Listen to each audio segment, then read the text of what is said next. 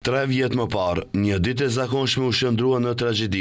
Arber Shaqiri, një bashkëshort, një baba, po lëvizte me biçikletën e tij, u godit nga një vetur dhe humbi jetën tragjikisht, duke lënë pas një bashkëshorte dhe 2 fëmijë të vegjël, të cilët ende nuk kanë mësuar si ta kuptojnë mungesën e tij, e lere më ta pranojnë. Pas 3 viteve, gjykata vendosi vetëm 7 muaj burg për shoferin që i mori jetën, ndërsa dhimbja u kthye në tronditje, e për familjarët është edhe një goditje e dytë për ta.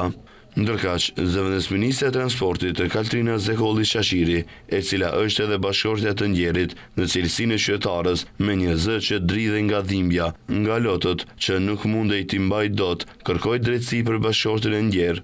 Ajo theksoi se po i mohote drejta e ankesës, pasi gjykata paraprakisht shqiptoi dënim me burg prej 7 muajsh për personin që dyshohet që shkaktoi aksidentin. Dhe në momentin më të rënd, kur vendimi u shpall dhe dhimbja më pushtoi sërish, gjykatësja Dragana Isakovska më ngriti zërin.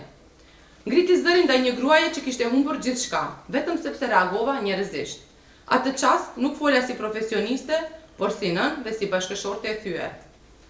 Dola me një fjali që më doli nga shpirti. Uroj të mos e përjetoni kur një dhimbje të tillë. Sot jam para jush me duar të lidhura. Ligji nuk më jep të drejtë ankesa, por prokuroria e ka dhe sot i drejtohem asaj publikisht. Kërkoj apel të vendimit, kërkoj dënim të drejtë. Kujtojmë se i Ndjeri Arber Shaqiri ishte ciklist i njohur nga Shkupi, ndërsa humbi jetën tragjikisht më 17 nëntor 2022 në një aksident rrugor. Sipas raportimeve, një makinë tipit Mazda me targa të Shkupit, e drejtuar nga një person 63 vjeçar, atë kohë kishte goditur 2 ciklist në unazën e Shkupit afër Radishanit në drejtim nga Tetova, ku Shaqiri ndoroi jetë në vendngjarje, ndërsa tjetri u dërgua me lëndime në urgjencë.